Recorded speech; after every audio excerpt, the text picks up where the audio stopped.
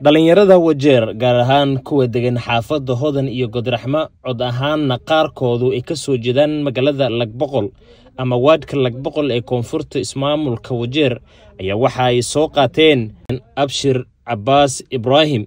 kaas oo loo garan og yahay Xanshi.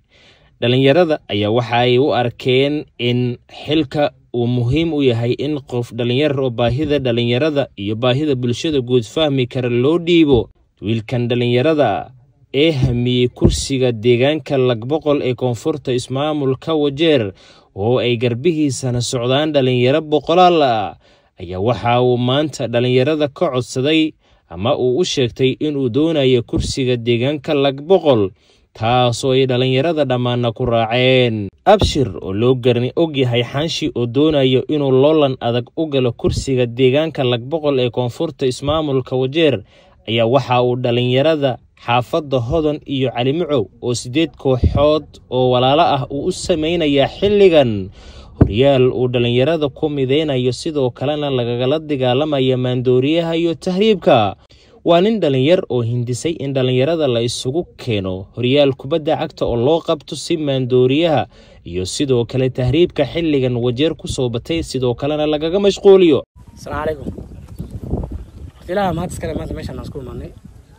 mid kale oo kullaweynan waxa way muhiimada meeshaan aan isku imaanay maanta waxa way ninkan walaalkeen oo MCA la qoro taagan inaan garab siino dhalinyarta dadka wax fahmayaan ku maay mar walba dhalinyarada meel ku dhuntan lama garanayo kalena wax laga codsanayaa ninkan garab u baahan yahay dhalinyarta bulshada ka soo baxday ama meel walba dhalinyarta joogto waxaan rabnaa ninkan inaan meesha ku hubsan waxaana geerina Lagboqol ward way meesha wada ka taagan yahay. Okay mid kale oo hadda ka faa'iideysan oo ninkan oo dhalinyaro asoo maanta meel gaarana wax noo qabanayaa tournament wada aragteen dhalinyartii wax laga reebay tournament in loo reebo way taariikhda iska jira waxyaalo badan iska jira markan tournament nin walba aan keenay ninkan walaalkeen hadda garab u tahay laakiin idoo garabka la gaarin hadda uu soo bixiyay tournament fiican oo noo qabanaya marka insha Allah asaga uu ku mahadsan yahay anakana garab weyn aan arrinta meesha aan isku imaanay fariin uga daqan loo sheegay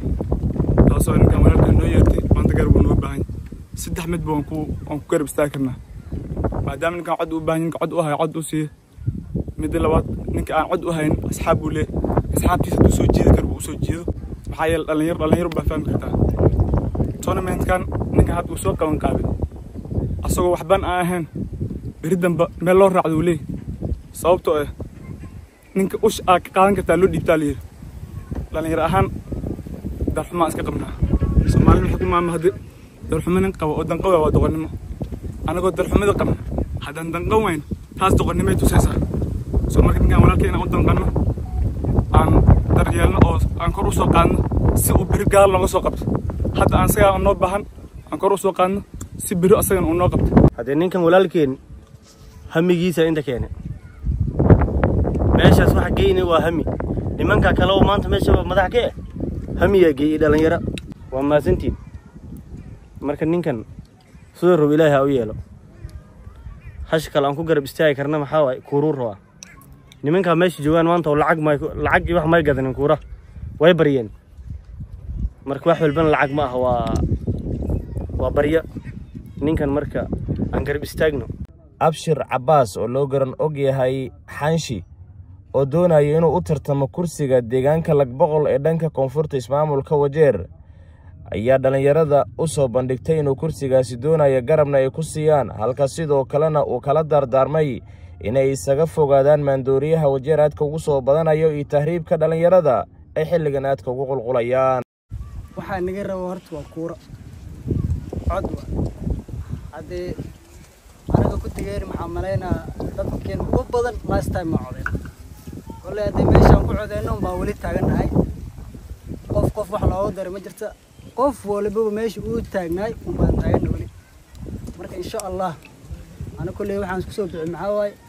dibka anina wii haystaa adinkana wii haystaa dibkaas inaan inaga wada saaro ayaan doonayaa dibkaasna waxa uu bixi karna maxaa waay inaa kuurihiina ay siisiin aad garab istaagtiin ilaa dhammaad marka maxaan rabaa inaa garabkayga istaagtiin oo maalinkaas hiil ii noqotiin oo codkiina hiil lagu noqotiin insha Allah hadda anagoo hadda iska dhalinyaro oo taxi iskaga shaqaysanayo oo magaalada nila joogo ayaan hadda wixii aan magaalada ka shaqaystay aan isku xilqaamay oo tournament nagu qabtay Qodraxma oo haddii rag badan ay dheelayeen rag bool hodan ka yimaadeen rag bool lamcow iyo rag bool Qodraxma ay dheelayeen walaana qof ima finance gareynin qof shilin ima siinin oo macnaheedu xilqaamkaygi marka insha Allah tournament kaasna ha noqdo tournament-kii reer bool hodan reer bool Qodraxma iyo reer bool lamcow dhalinyarteed mideen la ha noqdo baaq ugu dambeeyay dirayo maxaa waaye oo inta nigu soo jeedina maxaa waaye bariya maxaa soo baatay maandooriya iyo maxaa soo baatay drugs magaalada ku soo batay marka maxaa nila dardaarmaya naftiina wuu la dardaarmaya ina arrinkaas maandooriyaha iska dhaaftiin arrinka tahriibka oo soo batay oo maalin walba leeyahay qof reer bool hodan tahriibay qof reer magaalada tahriibay oo hadda dhalinyarta ku sii dhamaanaysa hadda god lagu daadana lagu dhamaana ina ku sii daatiin waa laga fiican yahay marka ana maxaan dhilahay tahriibkan iyo qashinkan iyo maandooriyahan walaalayaalow banaanka kamara iska alaaliy inta iska alaalin kartiin iska alaaliy shaydaana jira saaxiib xuna jira is alaaliy insha Allah